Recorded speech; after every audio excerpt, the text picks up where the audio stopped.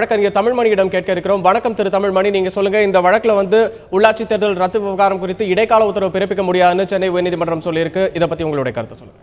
Sir வணக்கம். நான் கோர்ட்ல இருந்தேன். ஃபுல்லா அந்த கோர்ட்ல நிகழ்ச்சி நடந்தப்ப ஃபுல்லா ஹியரிங்ல இருந்தேன்னா அரசாங்க வக்கீல் இந்த கேஸ்ல பேசல. எலெக்ஷன் கமிஷன் வக்கீல் சீனியர் வக்கீல் மிஸ்டர் குமார் மட்டும்தான் பேசினாரு.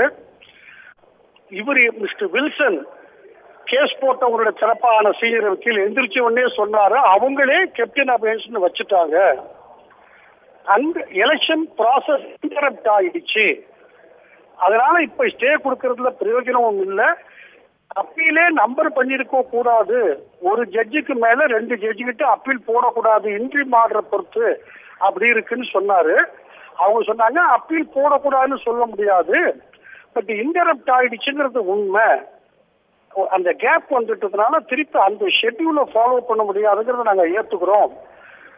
என்னைக்கு இந்த மெயின் கேஸை என்னைக்கு கேட்கலாம் நாங்க, அது 17ஆம் தேதி இவர் சொன்னாரு. அப்புறம் கோர்ட் சொன்னாங்க இல்ல அன்னைக்கு வேற வேலை இருக்குன்னு. 18ஆம் தேதி வரைக்கும் இப்ப போட்டிருக்கிற மெயின் அப்பீல கேட்டு அதுல ஆர்டர் போடுறோம்னு சொல்லிருக்கிறாங்க.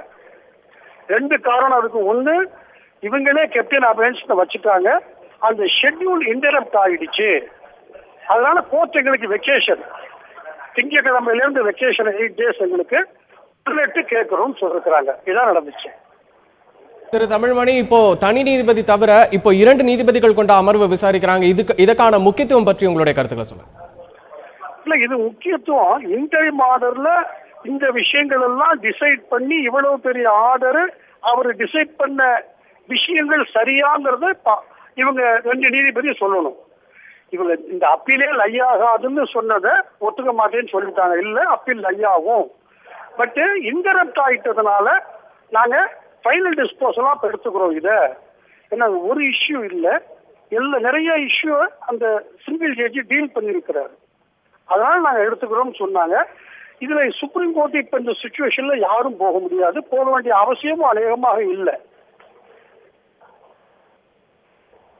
ஹலோ தமிழ்மணி, இப்போ உச்சநீதிமன்றம் போறதுக்கு வாய்ப்பு இல்லை அப்படின்னு சொல்லியிருக்கீங்க. அடுத்ததா இப்ப அக்டோபர் 18ஆம் தேதிக்கு விசாரணையை ஒத்தி வச்சிருக்காங்க. அதுக்கு இடையில மறுபடியும் ஏதாவது தேர்தல் ஆணையம் தரப்புல மனு தாக்கல் செய்ய வாய்ப்பு இருக்கா?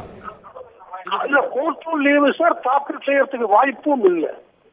2 விஷயம். 18 போனது காரணமே கோர்ட்டு தசரா விடுமுறைங்கிறதுனாலதான். நடுத்தர மனு போடுறதுக்கு அவங்க போட்டிருக்க அப்பீல தான் கேட்கணும். ஒரு தனி நீதிபதி போட்ட ஆர்டர் தப்புன்னு 2 நீதிபதி கிட்ட வந்திருக்கிறாங்க. அது சரியா தப்பான்னு மெயின் கேஸை கேட்டு எடுத்துறோம், நாங்க முடிவு பண்றோம்னு 2 ஜட்ஜும் சொன்னாங்க. அது கோர்ட்டு விடுமுறை இருக்கிறதுனால 18 நடுப்பற யாரும் எந்த மனு அதுல போட முடியாது.